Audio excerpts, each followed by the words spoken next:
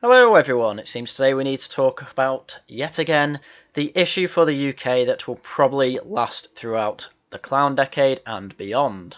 And that is, of course, the Channel migrant crisis. It is one thing that no matter what seems to happen, the issue just seems to be getting worse and worse and worse, with everyone in government agreeing it needs to stop but not doing anything actually useful about it. And the other issue is that the optics for doing anything about it are just terrible.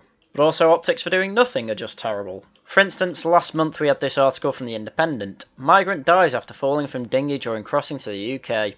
2 men rescued after dinghy incident off the coast of Essex. Which would be bad enough if it was just one person, but the man is one of several people to die while attempting to reach the UK in the past year, including a 16-year-old boy who was killed by a lorry in Calais last month, and a migrant who drowned after a dinghy sank in August. And these will be the first of many. I mean, these are 3 examples. But you need to bear in mind that I don't think this issue is going to be sorted anytime soon, and the more people that try and cross the channel, the more likely that more people are going to die. Having said that, it is a fairly safe crossing. From the stats, at least in this article, it's 2 people drowning off dinghies, and 1 person getting run over by a lorry, which I wouldn't say is part of the channel crisis, given that was in France. So it's bad enough that not doing anything about it is causing a few people to drown, which we obviously want to avoid. And not only that, but the number is going up year on year for the amount of people successfully crossing the channel. And then the solutions to it are just awful. They don't seem to be doing anything. We're basically giving France free money, and even the MP of Calais was saying, why the hell are you giving us money?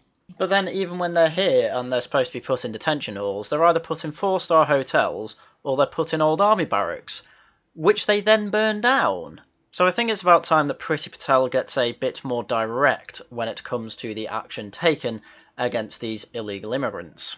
But along with most political issues, it appears that we just have nothing but deflection, as MPs are saying the French are letting migrants cross to the UK as punishment for Brexit. Let's see how this brain salad goes.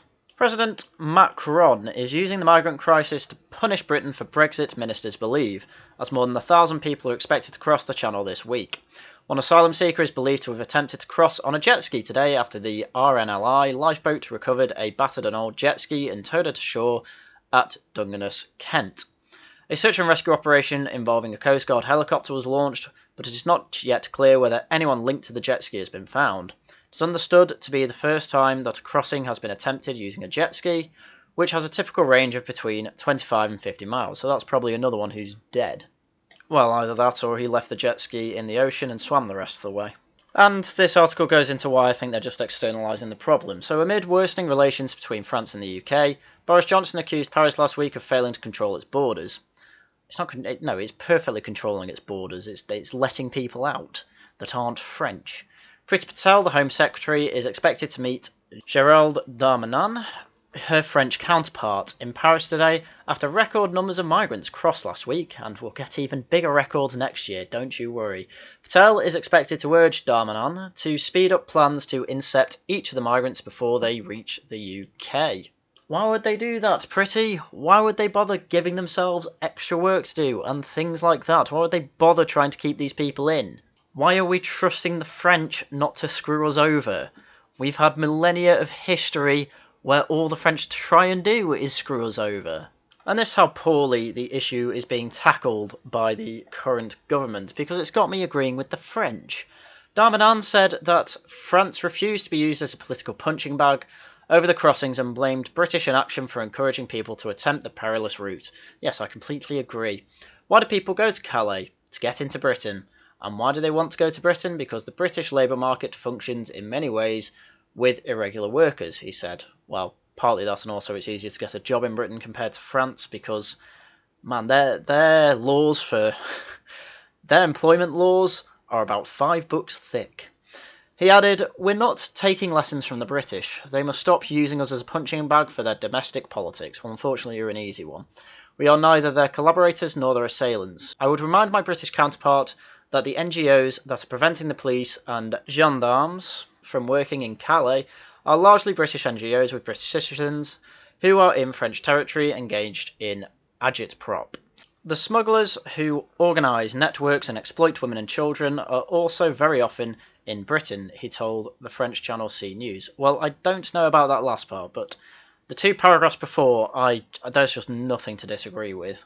France are an easy target to blame for this, but really, why is it their fault if people they don't particularly want in their country are being let out of their country? If we don't want them here in Britain, why would France want to keep them in France? Can't blame them for doing what we do, we just have to find a better solution than trying to blame the French and keep giving them free money. But then Darmanin goes into a weird Marxist spiel. He said that the British government needed to change its laws to discourage migrants being attracted to the UK, saying the labour market in Britain functions largely thanks to a reserve army, as Karl Marx would say, of irregular people who work at low cost. I mean, not only that, but I've done a video where I actually see what benefits migrants get, even if they're illegal, and they just get free stuff. Like, they get a free 4-star hotel for a start. Why wouldn't they just go over? That's more than most people in the UK can afford when they go on a staycation. If the British tighten up their legislation, they have started doing so, but not gone far enough, people would no longer be in Calais or Dunkirk, he said. We are not the ones who are negatively affected by British policy, and we mustn't inverse those roles. Britain delivered the first instalment of the £54 million in funding for extra police patrols and surveillance after Darmanin pledged to deliver a 100% inception rate after full payment.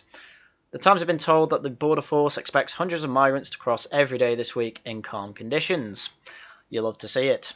I hope that with the first instalment done, we will see the first instalment of the French stopping the migrants trying to cross. Who am I kidding? They won't do that at all. So it appears that the UK government is doing nothing but relying on France to fix its problems by paying it. This is known as outsourcing and is incredibly unreliable, especially when it comes to paying off a country who would rather take the money and let the migrants still cross anyway. While our own government continue to do very little, as this article says, only 5 Channel migrants sent back to Europe this year. Now, to be fair with the wording of this article, that could mean we've sent a lot more back to other countries outside of Europe. However, I highly doubt it. So, Britain has got to do better to prevent channel crossings, a minister has admitted, as it has emerged that the government has returned only 5 migrants to Europe this year. Tom Pursglove, the immigrant minister, told MPs it was completely unacceptable that the number of migrants arriving on British beaches had almost tripled in the past year to 8,500 to more than 24,000. He said that a large number of recent arrivals had come from Albania, and I believe another article was saying that about 29% were Iranian. 2 places where people aren't running away from to be refugees. Dan O'Mahony, the head of the government's Small Boats Task Force, said the French authorities were refusing to run joint patrols in the Channel with Border Force and accused France of taking a tentative approach to preventing crossings. Records have tumbled in recent weeks, with Kent suffering a surge in the number of migrants turning up on its beaches. Yesterday, more than 1,000 people arrived without being intercepted by Border Force or the RNLI, marking the second time in a week more than 1,000 people have made the crossing a day. Last week, 1,185 arrived in a single day. I can't imagine living on the southern coast at this point, especially in Kent and Essex. Because we're talking 24,000 people, that's the size of a town. And I think that's about a fifth the size of Maidstone, which is Kent's biggest town. So you've got basically a village of people that have come in this year alone, let alone plus last year's numbers in the years before that. And the thing is, next year it's probably going to be even bigger. And we're saying, oh, the French aren't helping us. Well, of course the French aren't helping us. They don't want that either. But amazingly, it's private businesses that are being the most helpful when it comes to this sort of thing. So, following recent deaths in the Channel, Decathlon, a French sports brand, has stopped selling canoes, kayaks and inflatable dinghies in its shops around Calais. Its main Calais branch, just over a mile from the city's busy port, is often used by migrants to buy small boats and equipment for the 21-mile journey. Another branch adhering to the ban is in Grand Sainth, where a camp holding more than 1,000 migrants was dismantled on Tuesday morning, I assume by the government. And this is the thing, this French store, this French sports brand, understands the optics of migrants dying a lot better than either government. And this is where the market is regulating itself. There wasn't any government that had to step in to do this. There is an issue, a migrant crisis. People are dying because of it. So what do private stores do? They say, right, we're going to stop you from being able to do that in any way we can. And I'm sure we'll see the results in the next few weeks or so, with the amount of people trying to make the crossing dropping, and possibly even over the next year. Though to be fair to our government, there is good reason that only 5 have been returned this year. So, appearing before MPs on the Home Affairs Committee, Persgláeddyv conceded that there have been some difficulties returning migrants to Europe. He admitted that just 5 people have been sent back to the continent. When Britain was a member of the EU, migrants could be returned to Europe through the Dublin Agreement, although this often only amounted to a few hundred a year. 2015, the year before the EU referendum, 510 migrants were sent back this way. In 2020, that's number had fallen to 105. Ministers promised to replace the Dublin Agreement with deals negotiated with individual countries. However, France, Belgium, Germany, Sweden and the Netherlands have rejected British attempts to reach a new settlement. So I can see this being a genuine issue. We need an agreement to say, hey, these refugees came from your country, we need to send them back to you, but if we're out of the Dublin Agreement, how the hell are we supposed to be able to do that? Well, as he says, we do it with the individual countries, but they're all being rejected. Because why would any country want us to send them people who are alleged refugees? They are causing problems all over Europe. I mean, for God's sake, the Liverpool bomber converted to Christianity to abuse the asylum system, and the church is saying, oh, we didn't know people were trying to do that. Of course they're trying to do that. It's a better life for a lot of people in this country, and there are people that are happy when this country is attacked and will be willing to do it themselves. Thank God for heroes like David Perry, the taxi driver who locked the bomber inside his cab as he just managed to escape outside a women's hospital. Give the man a knighthood. But all I can really summarise from this is that this migrant crisis is going to go on because the people in charge of protecting our borders are doing absolutely nothing useful. We have to rely on French private companies to stop selling these migrants these dinghies.